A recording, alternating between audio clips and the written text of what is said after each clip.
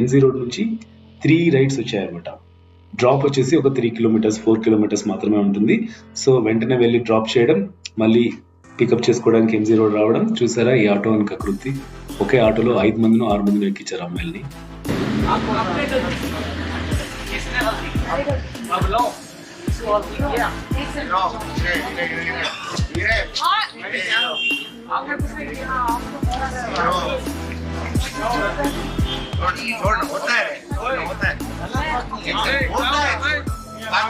ఫుల్గా తాగేసి అమ్మాయిల అబ్బాయిలను తేడా లేకోకుండా గొడవలు ఇవన్నీ జరుగుతూనే ఉంటాయి ఇక్కడ ఎంజీ రోడ్లో, చాలా కామన్. మన జాగ్రత్తలో మనం ఉండి నీట్గా వెళ్ళిపోతే అయిపోతుంది. ఇక్కడ ఏం జరుగుతుందో గమనించారా?